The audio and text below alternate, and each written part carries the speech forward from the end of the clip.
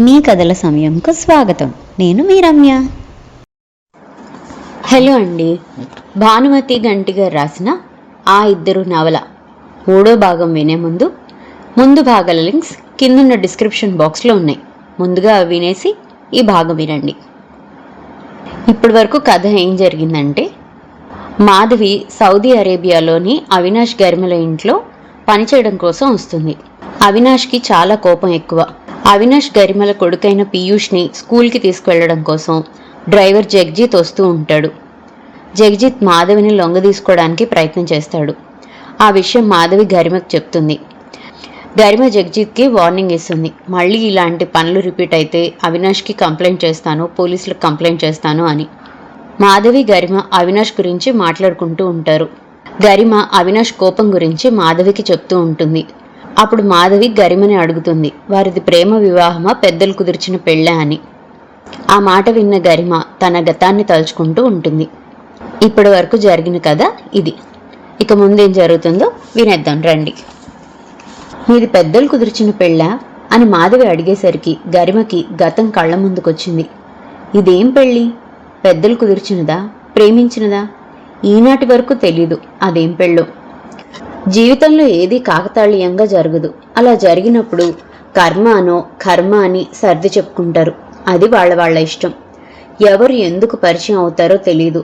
కానీ జీవితం పెద్ద మిస్టరీ. అద్భుతాల కోసం ఎదురు చూడకుండానే అద్భుతం జరిగిపోయింది అని అనిపించింది గరిమకి. డిగ్రీ ఆఖరి సంవత్సరం చదువుతుండగానే పేపర్లో ప్రకటన చూసింది.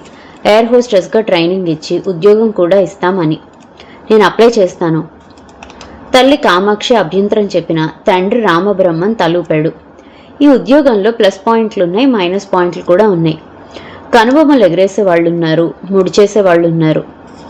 అయినా ముందుకే వెళ్ళడానికి నిశ్చయించుకుంది. ట్రైనింగ్ అయింది. ఓ చిన్న ఎయిర్లైన్స్లో ఉద్యోగం వచ్చింది. అద్భుతం జరిగిందనిపించింది. ఉద్యోగంలో చేరిన ఓ 2 నెలలకి ఆ ఎయిర్లైన్స్ నష్టాల్లో ఉందని కొత్తగా చేరిన వాళ్ళని తీసేశారు. అయితే వెంటనే మరో ఎయిర్లైన్స్లో ఉద్యోగం వచ్చింది. మరో అద్భుతం అనిపించింది. మొదట్లో చిన్న చిన్న ఊళ్ళకే అయినా తర్వాత మెట్రోలకి డ్యూటీ పడింది. అలా ఓసారి ముంబై ప్రయాణంలో అవినాష్ కనపడ్డాడు. మరో 2 రోజులకి ముంబై నుంచి హైదరాబాద్ తిరుగు ప్రయాణంలో మళ్ళీ కనిపించాడు. మీరు చాలా బాగుంటారు అన్నాడు గరిమని చూసి. గరిమకి ఈ కాంప్లిమెంట్ చాలా మంది ఇచ్చారు. అందుకని పెద్ద ప్రాముఖ్యం ఇవ్వలేదు. డ్యూటీలో ఓ భాగంగా చిరునవ్వు నవ్వింది. అదే వారంలో మరోసారి కనిపించాడు. నేను మీకోసం ఈ ఎయిర్లైన్స్లోనే వస్తున్నాను అన్నాడు ఆమె కళ్ళలోకి చూస్తూ. దీనికి పెద్ద ప్రాముఖ్యం ఇవ్వలేదు. మీరు హైదరాబాద్లో ఉంటారా, ముంబైలోనా అని అడిగాడు. సమాధానం ఇవ్వలేదు గరిమ. హైదరాబాద్లో దిగగానే గరిమ బయటకు వచ్చింది. రండి నేను దింపుతాను అంటూ కారు తలుపు తెరిచాడు. ఓసారి అతన్ని చూసి కారెక్కింది. ముందు డ్రైవరు, ఆ పక్కన సీటున్న అవినాష్ కూర్చోలేదు. వెనుక గరిమ పక్కన కూర్చున్నాడు. మీ ఇంటి అడ్రస్ చెప్తే అక్కడ దింపేస్తాం. విద్యానగర్. మరో గంటకి విద్యానగర్లోని గరిమ ఉండే అపార్ట్మెంట్ ముందు కారాగింది. థ్యాంక్స్ చెప్పి లోపలికి వెళ్లి ఇంటి బెల్ నొక్కింది. తలుపు తీసిన రాంబ్రహ్మం గరిమ పైనుంచి చూసి గరిమను చూశాడు. రండి అన్నాడు. గరిమకి అర్థం కాలేదు. రండి అని ఎవరిని అంటున్నాడో తండ్రి అని. వెనక్కి తిరిగి చూసింది. అవినాష్ తన వెనకాలే వచ్చాడు. ఎందుకని? నా పేరు అవినాష్. నేను ఇక్కడ ఇంజనీరింగ్ చదివి అమెరికాలో ఎంఎస్ చేశాను. నాకు తండ్రి లేరు. సుమారు 100 ఎకరాల భూమి ఉంది. నాకు 2 అన్నయ్యలు, ఒక అక్క. ముంబైలో ఓ కన్సల్టెన్సీలో పనిచేస్తున్నాను. ఢిల్లీలోని ఓ 2 స్నేహితులతో కలిసి రియల్ ఎస్టేట్ చేస్తున్నాను. నాకు మీ అమ్మాయి నచ్చింది అంటూ కూర్చున్నాడు. ఎవరూ ఏం మాట్లాడలేదు. అసలు ఏం జరుగుతుందో తెలియని స్థితిలో ఉన్నారు. ముంబైలో ఓ ఫ్లాట్ ఉంది, ఢిల్లీలో ఓ ఫ్లాట్ ఉంది. మా ఊళ్ళో 2 అంతస్తుల మేడ ఉంది. నెలలో సగం రోజులు ఢిల్లీ, ముంబై, హైదరాబాదుల్లోనే తిరుగుతూ ఉంటాను ఆఫీస్ తరపు నుంచి. కన్సల్టెంట్గా విదేశాలకు వెళ్తుంటాను. ఇవి నా వివరాలు. మీరు నన్ను అల్లుడుగా చేసుకునేందుకు అంగీకరిస్తే గరిమని మా ఇంటికి తీసుకెళ్తాను. మా వాళ్లకు చూపిస్తాను. ఇవి నా ఫోన్ నంబర్లు. మీరు నా జీతం, నా వ్యాపార వివరాలు, నా ఫ్లాట్లున్న సొసైటీ పేర్ల వివరాలు ఆ ఫోన్లకు చేసి మీరు కనుక్కోవచ్చు. మళ్ళీ వస్తాను అంటూ వెళ్ళిపోయాడు. ముగ్గురు మామూలు మనుషులు అవడానికి ఓ 5 నిమిషాలు పట్టింది. కాకపోతే అవినాష్ చెప్పిన వివరాలు నిజం అని తేలే వరకు ఆమె తల్లిదండ్రులు పెళ్లికి ఒప్పుకోమని అన్నారు. గరిమకి ఏం చేయాలో తెలియడం లేదు. రోజు ఇంటికి ఫోన్ చేస్తుంటే గరిమకి ఏం పాల్పోలేదు. రాంబ్రహ్మ ఈ లోపల ఫోన్లు చేసి కనుక్కున్నారు. అన్నీ నిజమే అని తెలుసుకున్నారు. గరిమ డ్యూటీ పైన ఏ సిటీకి వెళ్తే అక్కడికి వెళ్ళేవాడు. ఖరీదైన బహుమతులు ఇచ్చేవాడు. గంటల తరబడి మాట్లాడేవాడు. ఓ 3 నెలల తర్వాత గరిమ నేల మీద నడవడం మర్చిపోయింది. తను ఎక్కడికో మాయం అయిపోతున్నట్లుగా అనిపిస్తుంది. ఇంతకన్నా మంచి సంబంధం మేము కూడా తేలేం. అక్కయ్యలిద్దరికీ మాకు తగ్గ సంబంధాలు తెచ్చాం. అవినాష్ ఇచ్చిన వివరాలన్నీ నిజమైనవే, ఎక్కడా అబద్ధం లేదు. కాకపోతే అవినాష్ నీకన్నా వయసులో పెద్ద. ఓ 4-5 ఏళ్లు పెద్ద అన్నది అభ్యంతరకరమైంది కాదు, కానీ 15 ఏళ్లు పెద్ద. ఇది బాగా ఆలోచించుకో అంది కామాక్షి. కానీ గరిమకి అదో పెద్ద కారణంగా అనిపించలేదు. అవినాష్ డబ్బు హోదాకి దాసోహం అనేసింది. మా ఊరు వెళ్దాం అంటూ ఓ రోజు పొద్దున్నే వచ్చాడు. ఓ పెద్ద కారులో గరిమ, కామాక్షి, రామబ్రహ్మంని తీసుకొని వాళ్ళూరు వెళ్ళాడు అవినాష్. తెలంగాణ మహారాష్ట్ర బార్డర్లో ఉన్న చిన్న పల్లెటూరు. ఓ పెద్ద 2 అంతస్తుల ఇంటి ముందు కారు ఆగగానే చాలామంది ఆడవాళ్లు, మగవాళ్లు, పిల్లలు వచ్చి చుట్టుముట్టారు. ఎక్కడ పడితే అక్కడ జొన్న రాసులు, పల్లీల రాసులు, అంతంత కుప్పల్ని టీవీల్లోనే చూసింది. జీపులు, ట్రాక్టర్లు, మోటార్ సైకిళ్లు ఇంటి ముందున్న ఆవరణలో ఉన్నాయి. వాళ్ళని ఇంట్లోని ఆడవాళ్లకి, మగవాళ్లకి పరిచయం చేశాడు అవినాష్. ఆ మర్నాడు రాత్రికి వెళ్ళిపోవాలని అనుకున్నారు. అయితే ఆ మర్నాడు ఉదయం 2 పురోహితులు వచ్చారు. ఏదో మాట్లాడుతున్నారు. తర్వాత మంచి ముహూర్తాలు లేవట, పొద్దున్న పెళ్ళైపోవాలి. కామాక్షి, రామబ్రహ్మం అవినాష్ మాటలకి నిరుత్తరులైపోయారు. అదేమిటి, అలా నిమిషాల మీద నిర్ణయం ఎలా తీసుకుంటారు? పెళ్ళంటే మాకు సంబరమే, కానీ మాటలు కాదు కదా, మా వాళ్ళు కూడా రావాలి. అక్కడికి వెళ్ళాక రిసెప్షన్ ఇవ్వండి అని అవినాష్ వాళ్ళ ఇంట్లో వాళ్ళు అన్నారు. ఊళ్ళో వాళ్ళు చాలామంది వచ్చారు. ఇంట్లో వాళ్ళు ఎవరో తెలీదు. కానీ వాళ్ళందరూ గరిమని వాళ్ళ పద్ధతి ప్రకారం అలంకరించారు. ముత్యాల ముక్కుపడక పెట్టారు. రకరకాల నగలు, చీరలు గరిమకిచ్చారు. హైదరాబాద్లో, ముంబైలో రిసెప్షన్ పార్టీలు ఇచ్చారు. హనీమూన్కి స్విట్జర్లాండ్ వెళ్లారు. బిల్డర్స్ అసోసియేషన్ మీటింగుల కోసం హిల్ స్టేషన్లకి వెళ్లారు. గరిమకి ప్రపంచం ఇంద్రధనుస్సులా అనిపించింది. ఉద్యోగం అవినాష్ మానేయమంటే మానేసింది. ఓ 3 నెలలు గడిచాయి. ఈ 3 నెలలు ముంబైలో ఉంది. అంతకుముందు డ్యూటీలో భాగంగానే ముంబై వచ్చింది. శాంటాక్రాజ్లో ఓ హోటల్లో ఉండాల్సి వచ్చినప్పుడు ఉండేది. 3 వంతులు వచ్చిన విమానంలోనే వెంటనే వెళ్ళిపోయేది. అప్పుడు పెద్దగా చూడలేదు, అవకాశం రాలేదు. ఇప్పుడు అవకాశం వచ్చింది, చేతిలో డబ్బుంది. చుట్టుపక్కల చిన్న చిన్న ద్వీపాలకు కూడా వెళ్ళేవారు. అద్భుతమైన జీవితం అనిపించింది. మాధవి తన పనంతా ముగించుకొని హాల్లోకి వచ్చింది. ఆరిన బట్టలు తీయడానికి వెళ్తూ మాధవిని చూసింది. పీయూష్ తివాచీ మీద ఆడుకుంటున్నాడు. తలను వెనక్కి వాల్చి కళ్ళు మూసుకొనుంది గరిమ. టీవీ ఆపేసింది. గబుక్కున గరిమ కళ్ళు తెరిచి తలని ముందుకు తెచ్చింది. పడుకోకండి, మందులున్నాయి వేసుకునేవి అంటూ టాబ్లెట్లు తెచ్చిచ్చింది. మాధవి, ఇలారా. బయట ఆరిన బట్టలు తీసుకొచ్చి గరిమ దగ్గర నించుంది. ఆ బట్టలు లోపల పడేసిరా, నిన్నొకటి అడగాలి. చెప్పండి, నేను ఇక్కడే వీటిని మడత పెడుతూనే వింటాను అంటూ ఒక్కొక్కటే మడత పెడుతూనే ఉంచుంది. కూర్చో. మాధవి కింద కార్పెట్ మీద కూర్చొని బట్టలు ముందేసుకొని మడతలు పెడుతుంది. గరిమ వైపు చూసింది చెప్పమన్నట్లుగా. రాజారావు నిన్నెప్పుడైనా అవమానించాడా? చేతిలో పనిని ఆపేసి వింతగా చూసింది గరిమని. చెప్పు. లేదు. నిజానికి నేను పనిచేసిన ఓ చిన్న స్కూల్లో అందరూ లేడీ టీచర్లే. నిజానికి నాకు మగవాళ్లతో మాట్లాడాల్సిన అవసరం ఎప్పుడూ కలగలేదు. మా మామగారు కొన్నింటికి ఆయనే బయటికి వెళ్ళేవారు. లేదు, నన్ను అవమానించాల్సినట్లుగా నేను ప్రవర్తించలేదు. అయితే ఇన్ఫీరియారిటీ కాంప్లెక్స్ చాలా ఉంది. దాంతో తూటాల్లాంటి మాటలు అనేవాడు. దాన్ని నేను పెద్దగా పట్టించుకోలేదు అంటూ ఆగి తలపైకి ఎత్తి చూసింది. ఎందుకని అడుగుతున్నారు? అవినాష్ గారికి మీ మీద ఏమైనా? చచ, అదేం కాదు. నువ్విలా ఇల్లు, ఊరు, పట్నం, దేశం వదిలి వచ్చావు కదా, అందుకని. అదే ఉంటే నన్ను పంపించడు కదా, పొసెసివ్ కాదు కాబట్టి అలాంటిది ఉంటుందని అనుకోను అంది మాధవి. అవునన్నట్లుగా తల ఊపింది. ఆ పొసెసివ్ బుద్ధి అవినాష్లో ఉంది. అందుకే ఇంత నరకం. కనిపించని నరకం, బయటి వాళ్ళకి అర్థం కాని నరకం. పీయూష్, పడుకోవడానికి రా అంటూ వాణ్ణి తీసుకెళ్ళింది మాధవి. గరిమ మళ్ళీ అలాగే కుర్చీలో కూర్చుంది. అవినాష్కి ఉన్న అనుమానం మొదటిసారిగా బయటపడింది బెంగళూరులో. గరిమకి ఆ రోజు గుర్తొచ్చింది. మొదటిసారిగా అవినాష్ రంగు చూసిన రోజు. ఎయిడ్స్ కన్నా ప్రమాదకరమైన జబ్బు అనుమానం ఉందని తెలిసిన రోజు. కామాక్షి కూతురు గరిమకి ఫోన్ చేసింది. వినోద్ ఆఫీస్ పని మీద బెంగళూరు వస్తున్నాడు. ఆ మధ్య నీ గురించి అడిగాడు. అందుకని నువ్వు బెంగళూరులో ఉన్నావని చెప్పి నీ హోటల్ అడ్రస్ అది ఇచ్చాను. వీలైతే వెళ్తాను, లేకపోతే ఫోన్లోనే మాట్లాడతాను అని అన్నాడు. అన్నట్లుగానే వినోద్ బెంగళూరు రాగానే ఫోన్ చేశాడు. హోటల్ ఎక్కడుందో తెలుసుకొని రూమ్కి వచ్చాడు. ఆ సమయంలో అవినాష్ లేడు. పార్ట్నర్స్తో కలిసి ఫ్లాట్లు కడుతున్న సైట్కి వెళ్ళాడు. అందుకని గరిమ ఒక్కతే వినోద్తో మాట్లాడుతూ ఉండిపోయింది. భోజనం కూడా కలిసి చేశారు. రిసెప్షన్ రూమ్లోనే ఓ సోఫాలో ఓ మూలగా ఎదురుగెదురుగా కూర్చున్నారు. సరిగ్గా అదే సమయానికి అవినాష్ వచ్చాడు. అవినాష్ వచ్చాక మళ్ళీ గరిమ వినోద్ని రూమ్కి తీసుకెళ్ళింది. వినోద్ని పరిచయం చేసింది. కానీ అవినాష్ నవ్వి బాత్రూంలోకి వెళ్ళిపోయాడు. ఆ తర్వాత వాళ్ళిద్దరూ ఏవేవో మాట్లాడుకున్నారు. అవినాష్ కేవలం శ్రోతగా ఉండిపోయాడు. కాఫీ కూడా తాగి 4 గంటలకు వెళ్ళిపోయాడు. బాగా టైంపాస్ అయినట్లుంది అని నవ్వుతూ అన్నాడు. గరిమ ఆ మాటల్లోని అర్థాన్ని వేరేగా తీసుకోలేదు. పైగా అవును అంది. ఆ తర్వాత అంతా చాలా చిరాగ్గా, విసుగ్గా, పరోక్షంగా అన్న గరిమకి అర్థం కాలేదు. పెద్దగా పట్టించుకోలేదు. బయట అంతా తిరిగేసి వచ్చాడనుకుంది. ఆ మర్నాడు సాయంత్రం హైదరాబాద్ వెళ్ళిపోతూ స్టేషన్ నుంచి ఫోన్ చేశాడు. స్టేషన్లోని శబ్దాల వల్ల వినోద్ మాటలు వినపడ్డం లేదు. అందుకే ఏమిటి అని గట్టిగా అంటుంది. ఫోన్లో ఎవరితో అంత గట్టిగా మాట్లాడుతున్నావు? అవతల ఎవరున్నారు? వినోద్ నిన్నొచ్చాడు కదా, తను స్టేషన్ నుంచి మాట్లాడుతుంటే వినపట్టం లేదు అందుకని అంది ఏదో తప్పు చేసినట్లుగా. నిన్న అంతసేపు ఉన్నాడు, అవి సరిపోలేదా? వింతగా చూసింది అవినాష్ని. అసలు పిన్ని కొడుకేనా ఎవరైనా ఫ్రెండా? ఆమె నోట మాట రాలేదు. ఆమె మౌనం చూసి రెచ్చిపోయాడు. చెప్పు.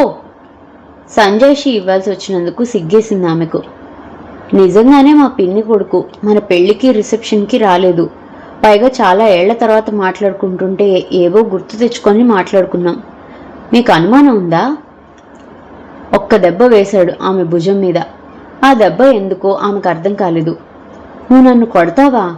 భార్య అంటే గౌరవం లేదా? నన్ను అవమానిస్తావా? నాకే ఎదురు చెప్తావా అంటూ మరో 2 గుద్దులు.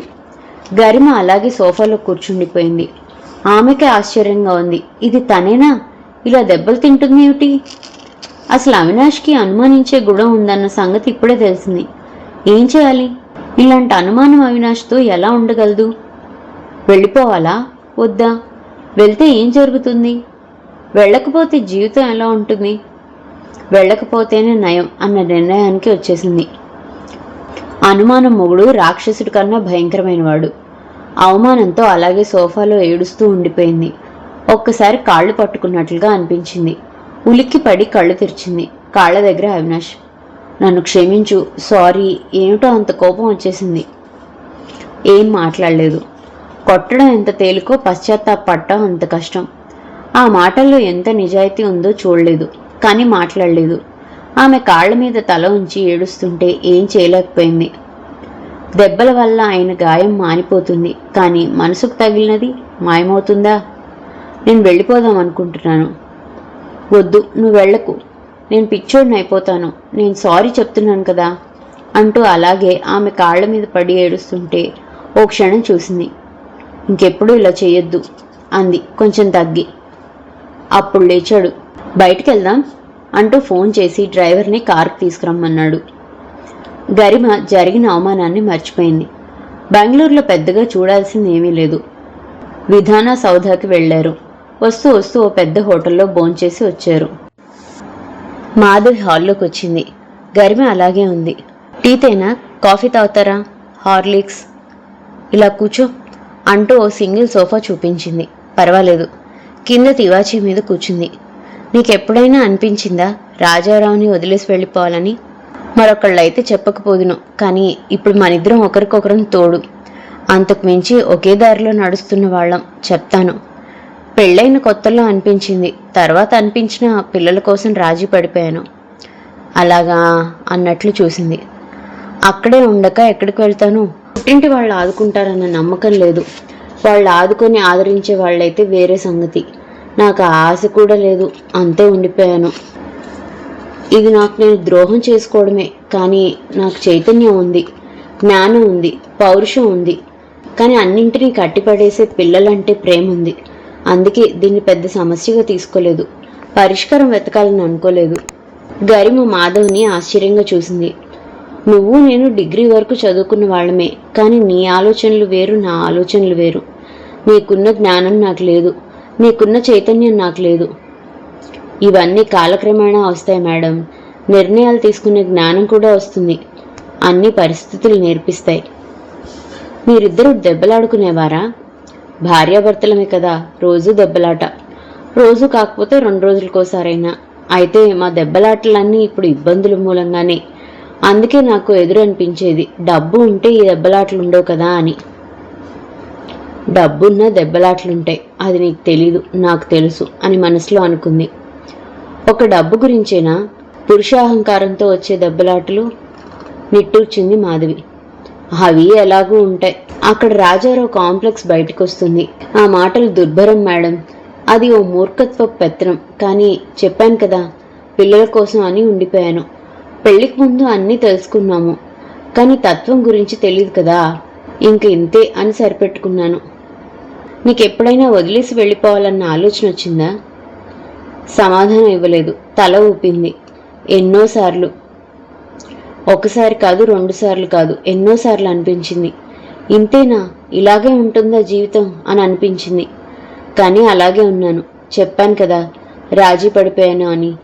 ఎందుకంటే విడిపోయి బతకాలంటే బతకచ్చు, కానీ ఎందుకో ఇక్కడే ఉండాలని నిర్ణయం తీసుకున్నాను. సమాజం తప్పు పడుతుందనా?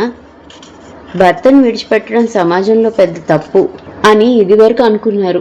ఇక్కడ సమాజం కాదు, అది ఫ్యూడల్ సంస్కృతి. ఆ సంస్కృతిని నరనరాల్లో జీర్ణింప చేసుకున్నవారు ఇలాగే ఉంటారు. వాళ్లలో సంబంధాలు ఇలాగే ఉంటాయి. మొగుడు పెళ్ళాలది అధికారి బానిస సంబంధం. మన సమాజంలో ఈ సంబంధాలు ఎలా ఉన్నాయో అందరికీ తెలుసు కాబట్టి మొగుడు కొట్టినా తిట్టినా బయటకు పంపేసినా ఎవరికీ ఆశ్చర్యం వేయదు. నిజం మాధవి, నేనేదో తెలివైన దాన్నని నాకు ఉద్యోగం వచ్చినప్పుడు అనుకున్నాను. అవినాష్ వెంటపడి పెళ్లి చేసుకున్నప్పుడు గర్వపడ్డాను. విమానాల్లో ప్రయాణాలు, 5 నక్షత్రాల హోటళ్లలో బస, అదృష్టవంతురాలనన్న భావాన్ని పెంచింది. కానీ జీవితానికి ఏ జ్ఞానం అవసరమో నాకు లేదు, అది నీకుంది. నవ్వేసింది మాధవి. దాని పేరు రాజీ పడిపోవడం. నాదిదే బతుకు సూత్రం. వాళ్ళ కాళ్ల మీద జీవితాన్ని వేసేస్తే మగవాళ్ళకి ఆనందం. అయినా ఇవాళ ఏంటి మేడం, నా గురించి నువ్వు ఎన్నో అడుగుతున్నారు? ఏం లేదు, నాకు బోర్ కొట్టకుండా నీ కంపెనీ నాకు చాలా నచ్చింది. నీ మంచి చెడు తెలుసుకుందామని. నవ్వేసింది మాధవి. గల్ఫ్ వెళ్ళిన వాళ్ళ కష్టాలు విన్నాను, అయినా నేను అన్నింటికీ తెగించే వచ్చాను. అయితే నాకు ఇక్కడ నేను విన్న కష్టాలు అవి ఏవీ లేవు. పైగా మీరు నాకు చెల్లిలా అనిపిస్తున్నారు. అందరూ ఒకలాగా ఉండరు, చెడ్డవాళ్ళు ఉంటారు, మంచివాళ్ళు ఉంటారు. భర్తల్లో లాగా అన్నమాట. పనుంది, తర్వాత మాట్లాడుకుందామా? గరిమ తలూపింది. చెడ్డవాళ్లలో అవినాష్ వస్తాడా? గరిమ పెళ్ళయ్యాక మళ్ళీ ఆ ఊరు వెళ్ళలేదు. వాళ్ళని మళ్ళీ ఎప్పుడూ కలుసుకోలేదు. పెళ్లిలో తీసిన ఫోటోలని, వీడియోని పెళ్ళైన కొత్తలో చూసింది. ఆ తర్వాత ఎప్పుడూ చూడనే లేదు. అందుకే వాళ్ళు గుర్తులేదు. అవినాష్ వాళ్ళ అమ్మది 80వ పుట్టినరోజు జరపాలని నిర్ణయించుకున్నారని రమ్మనమని పిలుపు వచ్చింది. అందుకని ముంబై నుంచి హైదరాబాద్ ఫ్లైట్లో వచ్చారు. అక్కడి నుంచి కారులో వెళ్లారు. ఊళ్ళోకి అడుగు పెట్టగానే పూలదండలు వేసి ఆహ్వానించారు. ఇంటికి వెళ్లేసరికి అక్కడ కూడా అంతే, హారతిచ్చి ఆహ్వానించారు. ఆ క్షణంలో గరిమకి అవినాష్ భర్తగా లభించడం అదృష్టం అనుకుంది. ఆ పల్లెటూరులో వాళ్లకన్నా తను ఎంతో ఉన్నతురాలుగా అనిపించింది. ఖరీదైన షిఫాన్ చీర, కత్తిరించిన జుట్టు, పెద్ద నల్ల కళ్ళజోడు. ఆమెను చూసి అవినాష్ కళ్ళెగిరేశాడు. గర్వంగా నవ్వాడు. అచ్చు జైపూర్ మహారాణి గాయత్రీదేవిలో ఉన్నావు. నిన్ను చూస్తే గర్వంగా ఉంది. నీ భర్తని అని చెప్పుకోవడానికి ఇంకా గర్వంగా ఉంది. గరిమకి అవినాష్ మాటలు ఎంతో సంతోషం కలిగించింది. ఎంతో పెద్ద ఆవరణ, సిమెంట్ బెంచీలు, ఫౌంటైన్, కింద పైన ఎన్నో గదులు. పాతకాలం నాటి ఇల్లు అయితేనే కొత్తగా నెలలు పెయింటింగ్ అది చేయించడంతో కొత్తగా అనిపిస్తుంది. అవినాష్ అన్నలు సుభాష్, మితేష్ బాగా చదువుకున్న వాళ్లే, కానీ భూములు చూసుకుంటూ ఉండిపోయారు. లోపలికి వస్తూనే అత్తగారి గదిలోకి వెళ్ళింది. ఆవిడ కర్ర సహాయంతో లేచింది కుర్చీలోంచి. ఇద్దరూ వాళ్లకి దండం పెట్టారు. ఆవిడ తన చేతి గాజుల్లోంచి 2 బంగారు గాజులు గరిమకిచ్చింది. పెళ్ళయ్యాక మొదటిసారి వచ్చో అని ఓసారి గరిమను చూసి మళ్ళీ అంది, పట్టుచీర కట్టుకో, ఈ పల్చటి చీరలు కట్టుకోకు. అవినాష్ వెంటనే బయటికి వెళ్ళాడు. ఈమె మా వదిన, కుముదవైని అంటాము. ఈవిడ దగ్గర చాలా చీరలున్నాయి, నీకు నచ్చింది కట్టుకో. గరిమ ఆమె వెనకాల వెళ్ళి ఓ పట్టుచీర తీసుకొని కట్టుకుంది. నువ్వు చాలా బాగా కట్టుకుంటావు, మాకు కూడా నేర్పించు అంటూ తోడికోడళ్ళిద్దరూ వచ్చి కట్టించుకున్నారు. ఏవో పూజలు అవి చేశారు, హోమం చేశారు. చిన్న పల్లెటూరు కాబట్టి చాలామంది భోజనాలకు వచ్చారు. వచ్చిన వాళ్ళందరూ గరిమని ఆసక్తిగా చూస్తున్నారు. విమానాల్లో తిరిగి ఉద్యోగం చేసిందట, ఎంతో అందమైన అమ్మాయి అని అందరూ అనుకుంటుంటే తనకి ఓ ప్రత్యేకత ఉంది. అవినాష్ భార్య కాకుండా తనని తనగానే చూస్తూ ప్రత్యేకతను చూపిస్తున్నారు. ఇంటి పనులు అన్నీ కూడా మీనాక్షి అనే ఆమె చూస్తుందనిపించింది. ఎందుకంటే అందరూ మీనాక్షి మీనాక్షి అని అంటూ ఆమె వెనకాలే తిరుగుతున్నారు. ఆ మర్నాడు ఇంట్లో ఉన్న పిల్లలతో కలిసి అందరూ పొలాలు చూడ్డానికి వెళ్లారు. లేత జొన్న కంకుల్ని నిప్పుల్లో పెట్టి కాల్చిచ్చారు. గరిమ ఎప్పుడూ తినలేదు దాన్ని, కానీ ఇప్పుడు తింటుంటే చాలా రుచిగా అనిపించింది. చెరుగ్గడలు కూడా అంతా తిన్నారు. అందరూ పిన్ని ఆంటీ అని అంటుంటే అందరినీ కూర్చోబెట్టుకొని ప్లేన్లో తన ఉద్యోగం ఏమిటో, ఏం చేసేదో, ఏ ఏ ఊళ్ళు తిరిగిందో అన్నీ చెప్తుంటే కళ్ళు పెద్దగా చేస్తూ విన్నారు. అక్కడున్న 2 రోజుల్లో ఒకటి గమనించింది. అత్తగారి తర్వాత అందరూ మీనాక్షికి గౌరవం ఇస్తారు. ఆమెకి 2 ఆడపిల్లలు, భక్తి ముక్తి, 10 ఏళ్ళు 9 ఏళ్ళు. వాళ్ళని కూడా ఎంతో గారంగా చూస్తారు. పిల్లలందరూ మంచి మంచి స్కూళ్లలోనే చదువుతున్నారు. అవినాష్ ఆ ఊరిని ఎలా అభివృద్ధి చేయొచ్చో, తన కలలు ఏ దిశగా ఉన్నాయో ఎలా నిజం చేయొచ్చో అందరితో చెప్తుంటే అందరూ అవినాష్ని ఈసారి ఎలక్షన్లలో నించోమన్నారు. చూద్దాం అని అన్నాడు. కానీ గరిమకు కూడా అవినాష్ ఆలోచనలు నచ్చాయి. అందుకని అవినాష్ని ప్రోత్సహించింది. అందుకని వాళ్ళిద్దరూ కొంతమందిని తీసుకుని పక్కనున్న గ్రామాలు చూపారు. ఆ ఊళ్ళలోని పెద్దలతో మాట్లాడారు. ఆ తర్వాత మరో 2 రోజులకి ముంబై వెళ్ళిపోయారు. ఇంటికి వెళ్ళాక అవినాష్తో ఒంటరిగా ఉన్నప్పుడు అడిగింది, ఈ మీనాక్షి ఎవరు? సమాధానం ఇవ్వలేదు. అక్కడి నుంచి వెళ్ళిపోయాడు. రెట్టించలేదు. కానీ సమాధానం ఎందుకు ఇవ్వలేదో అని అనుకుంది. గబగబా ఫోన్ నంబర్లు వెతికింది. సుభాష్ భార్య కుముద నెంబరుంది. అది ఇంటి ల్యాండ్లైన్ నంబరే. ఆ రాత్రి అంతా ఆలోచించింది. అవినాష్కి ఇష్టం లేనిది తను చెయ్యొచ్చా? కానీ మీనాక్షి ఎవరో తెలుసుకున్నంత మాత్రాన నష్టం ఏమిటో ఆమెకు అర్థం కాలేదు. అవినాష్ ఎందుకు చెప్పలేదో అర్థం కాలేదు. మర్నాడు కుముదకి ఫోన్ చేసింది. అక్క, నేను ముంబై నుంచి గరిమని మాట్లాడుతున్నాను. అన్నీ సర్దుకొని రొటీన్లో పడ్డారా అంటూ ఏవేవో అడిగింది. మీనాక్షి ఎవరు? యథాలాపంగా అడుగుతున్నట్లుగా అడిగింది. చిన్న కోడలు అంది మెల్లిగా. చిన్న కోడలా? అంటే అవినాష్ కన్నా చిన్నవాళ్ళు ఉన్నారా? నాకు తెలీదే. అవినాషే అంది చాలా మెల్లిగా. సగం అర్థమైనా అవ్వనట్లుగా అంది. అంటే అవినాష్ మొదటి భార్య. ఆ ఆడపిల్లలు అవినాష్కి మీనాక్షికి పుట్టినవాళ్ళు. ఒక్కసారి కళ్ళు తిరిగినట్లయింది. భూమిలోకి కూరుకుపోతున్నట్లుగా అనిపించింది. నన్నెందుకు చేసుకున్నాడు? కూడదీసుకుంటూ అడిగింది. నాకు తెలీదు, అది అవినాష్కి తెలుసు. విడాకులిచ్చాడా ఆమెకు? నీరసంగా అంది. లేదు, అందుకే ఆమె హోదా ఆమెకుంది. అలా అని నిన్నెవరూ కించపరచరు. నువ్వు అన్ని విధాలా మీనాక్షి కన్నా ఎక్కువే. నీకెలాంటి అవమానం రానియం. మేమందరం నిన్ను ఈ ఇంటి కోడలుగా అంగీకరించాం. మేమే కాదు, మా కుటుంబానికి తెలిసిన వాళ్ళందరూ కూడా. నీ గౌరవానికి ఏ విధంగానూ లోటు రానియం. ఆమెతో ఏం మాట్లాడలేకపోయింది. ఎలా ఫోన్ పెట్టేసిందో తెలీదు, కానీ పెట్టేసింది. ఎంత మోసం! 15 ఏళ్ళు పెద్ద అని తెలుసు, కానీ పెళ్ళైన వాడని తెలీదు. అందుకేనా పెళ్లి వాళ్ళింట్లో హడావుడిగా చేసేశారు? అయితే రహస్యంగా చేయలేదు. ఊళ్ళో జనం వచ్చారు. అన్నలు, వదినలు, అక్కలు, బావలు అందరి ఎదురుగానే చేసుకున్నాడు. ఎవరు ఎందుకు చెప్పలేదు? అంత పెద్ద విషయాన్ని ఎలా దాచిపెట్టారు? సాయంత్రం వరకు అలాగే ఉంది. అన్నం కూడా తినలేకపోయింది. ఒక అమ్మాయికి తను అన్యాయం చేసింది. తనకు తెలీదు. ఇందులో తన తప్పు ఎంతుంది? అసలు లేదు, తప్పేం లేదు. మీనాక్షికి తెలుసా? తెలిసే ఊరుకుందా? అయినా మీనాక్షి పోట్లాడలేదా? పోరాడి లాభం లేదనుకుందా? 2 పిల్లలున్న మనిషి తన వెంటబడి ఎందుకు చేసుకున్నాడు? విడాకులు కూడా ఇవ్వలేదు. అంటే తన హోదా ఏమిటి? ఆ తర్వాత 4 రోజులు అవినాష్తో మాట్లాడలేదు. కామాక్షి రోజు గరిమకు ఫోన్ చేస్తూ ఉంటుంది. కానీ ఈ విషయం చెప్పలేకపోయింది. ఒక పెద్ద ప్రశ్న, తనకి పెళ్ళయిందన్న సంగతి ఎందుకు చెప్పలేదు? పెళ్ళే 8 నెలలైంది. ఒక్క రోజున కూడా తెలియనివ్వలేదు. ఎందుకని? తన పెళ్లి వాళ్ళ ఇంట్లో అందరి ముందు జరిగింది. చట్టబద్ధం అవునా కాదా? మీనాక్షి ఆ ఇంట్లో చిన్న కోడలు హోదాతో ఉంది. మరి తనేమిటి? 2వ పెళ్ళం. ఇదే నా హోదా? అవినాష్ కూడా గరిమ మాట్లాడడం లేదని గమనించలేదు. లేకపోతే గమనించినట్లే ఉన్నాడా? మధ్యాహ్నం ఫోన్ చేసి చెప్పాడు, సాయంత్రం పార్టీ ఉంది, వెళ్ళాలని. నేను రాను. నన్ను షో బొమ్మని చేస్తున్నావు. బయట జీవితానికి నేను, ఊళ్ళో మీనాక్షి పెద్దవాళ్ళ కోసం. నేను వెళ్ళిపోతాను అనుకొని తయారవ్వలేదు. అవినాష్ తొందరగానే ఆఫీస్ నుంచి వచ్చేశాడు. ఏం ఇంకా అలాగే కూర్చున్నావు? పార్టీ ఉందని చెప్పాను కదా. నేను రాను. నువ్వు నన్ను మోసం చేసావు. నీకు పెళ్ళయిందన్న సంగతి చెప్పలేదేం? తప్పే, నేను చేసిన తప్పే. ఆ పెళ్ళి నాకు ఇష్టం లేదు. మా నాన్నగారు ఇచ్చిన మాట నిలబెట్టుకోవడం కోసం చేశారు. అంత ఇష్టం లేనప్పుడు పిల్లలు ఎలా పుట్టారు? అది వేరే విషయం. ఇప్పుడు అవన్నీ ఎందుకు? తయారో, ఫారినర్స్ వస్తున్నారు. మా పార్ట్నర్స్ అందరూ వస్తున్నారు. ఎందుకైనా తనని పెళ్లి చేసుకున్నాడు? బయట ప్రపంచానికి అవినాష్ భారీగా చూపించడానికి చేసుకున్నాడు. అయిష్టంగా తయారైంది. అక్కడి దీపికను చూసింది. జుట్టును విరబోసుకుంది. ఓ నల్ల డ్రెస్, మేకప్ చేసుకున్నా చేసుకోలేదన్నట్లుగా ఉంది. పెద్ద పెద్ద పూసల దండ, భుజాన్ని తాకుతున్న చెవుల లోలాకులు, ఆకర్షణ ఎక్కువ ఆమెలో అనుకుంది గరిమ. నవ్వు, కళ్ళు ఎగరేయడం, తల తిప్పడం, శరీరాన్ని కదపడం, అన్నింట్లో ఓ ప్రత్యేకత కనిపిస్తుంది.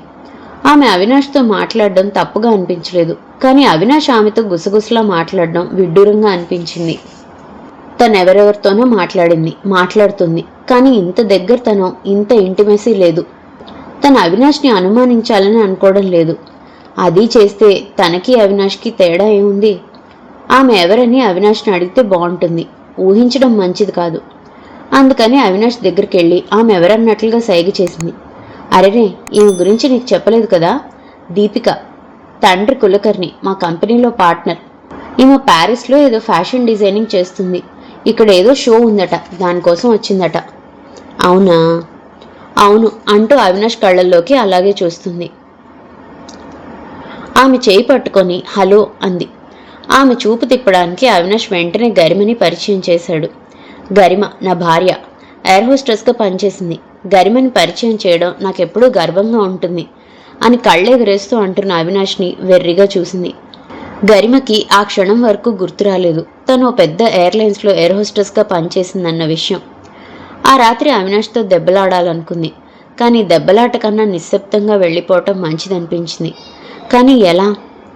కానీ ఆ సమయం ఓ ఆదివారం వచ్చింది. నేను వెళ్ళిపోదాం అనుకుంటున్నాను. నాకు నీ గుణం నచ్చలేదు. నీకు నీతి తక్కువ. నా బతుకు నేను బతకగలను.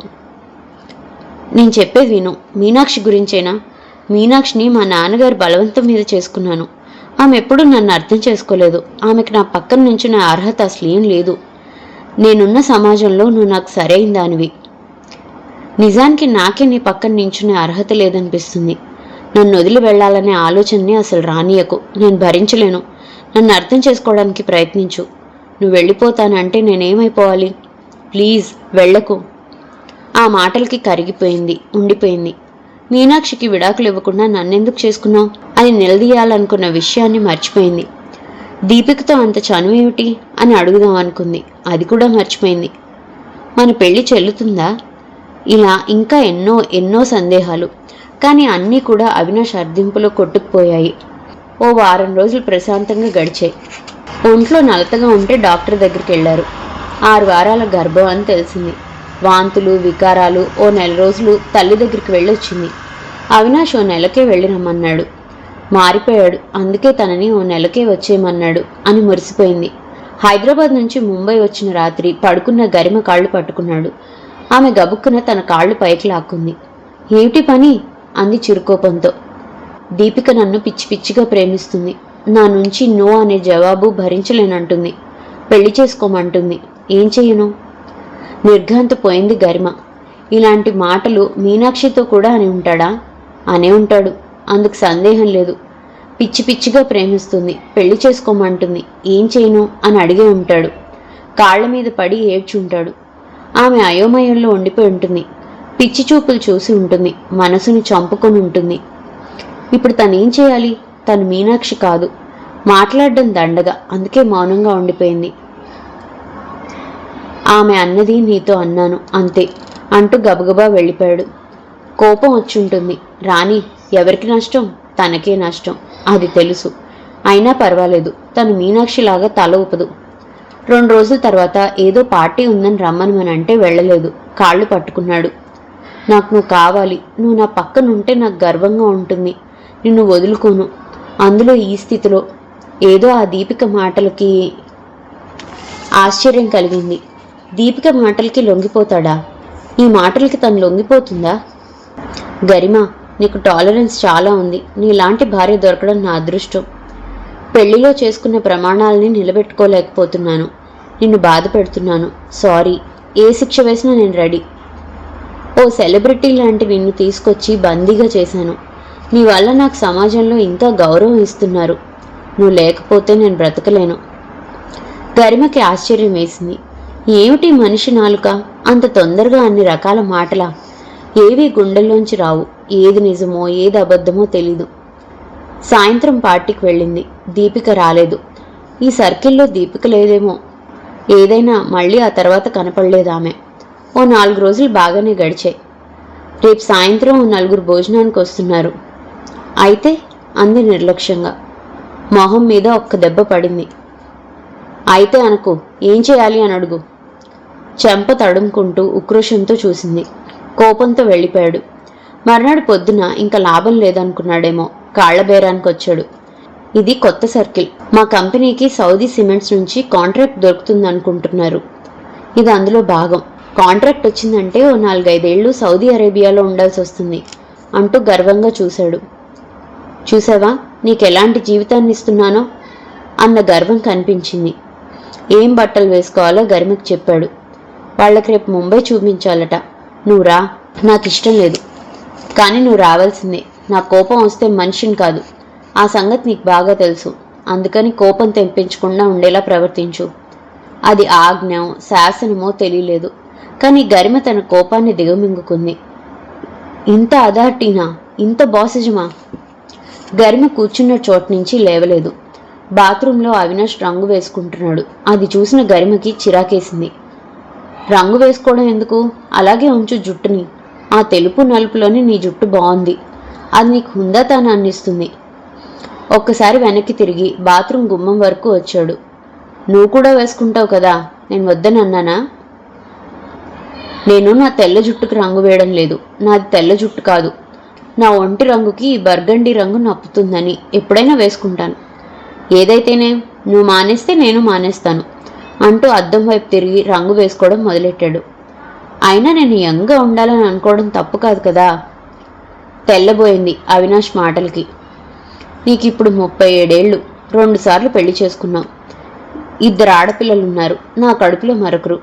దీపిక అడిగిందని 3వ పెళ్లి చేసుకునేందుకు తయారయ్యారు. అదో అఫైర్. ఇంకా మీకు చిన్నగా కనిపించాలన్న తాపత్రయం ఎందుకు? అసూయగా ఉందా? వంకరగా నవ్వాడు. అసూయ? నాకెందుకు అసూయ? నాకు 22 ఏళ్ళు. నేను చాలా చిన్నదాన్ని. నన్ను చూసి అసూయ చెందే వాళ్ళని చూశాను. కారణం మీకు తెలుసు. నేను అసూయ పడాల్సిందేం లేదు. ఇంకా అది కూడా మీకు తెలుసు. లిమిట్స్ దాటి మాట్లాడుతున్నావు. మొదలుపెట్టింది నువ్వు. నేనెలా అవుతాను? నువ్వే మొదలుపెట్టావు. సరేలే, నాకు టైం వేస్ట్ అవుతుంది. గ్రాండ్ నుంచి తెప్పిస్తున్నాను. ఆ పదార్థాలన్నీ వస్తే అరేంజ్ చేయించు. తాయి ఉంది కదా అంటూ తలుపు వేసుకున్నాడు. 10 నిమిషాల తర్వాత మళ్ళీ బాత్రూమ్ నుంచి వచ్చాడు. ఇంకా స్నానం అవ్వలేదు. ఇప్పుడు ఎలా ఉన్నావో అతిథులు వచ్చినప్పుడు అలా ప్రవర్తించకు. అది నీ ప్రవర్తనని బట్టి ఉంటుంది. మరో 15 గంట రంగు ఆరే వరకు ఉన్నాడు. తయారవడం లేదే? వాళ్ళు వచ్చే సమయం అవుతుంది. ఇద్దరం రెడీగా లేకపోతే ఎలా? అవినాష్ మాట వినాలని లేకపోయినా తలూపింది. పూర్తిగా తయారై వచ్చేసరికి అవినాష్ బాత్రూంలో అద్దంలో మొహం చూసుకుంటూ తల తుడుచుకుంటున్నాడు. అది నా తెల్ల టవల్. ఆ తెల్లదానితో తలెలా ఒత్తుకుంటావు? అద్దంలోంచే గరిమని చూశాడు. ఓ, ఇది నీ టవలా? అయితే తుడుచుకోకూడదా? తుడుచుకుంటే ఏం చేస్తావు? ఇదిగో తుడుచుకుంటున్నాను. ఏం చేస్తావో నీ ఇష్టం. గరిమకి అసహ్యం వేసింది. అవినాష్ ఓ మతిలేని వాళ్ళ కనిపిస్తున్నాడు. గబగబా వచ్చి ఆ తువాల్ని లాక్కోబోయింది. అవినాష్ ఇవ్వకుండా ఇంకా తుడుచుకుంటున్నాడు. ఏమిటి మొండితనం? అతిథులు వచ్చే వేళవుతుంది. నువ్వెలా దెబ్బలాటకి దిగితే ఎలా? అసలు ఏం చేయాలి? కోపంగా అటు ఇటు చూసి అక్కడ ఉన్న రూమ్ రిఫ్రెషర్ని తీసుకొని కొట్టింది.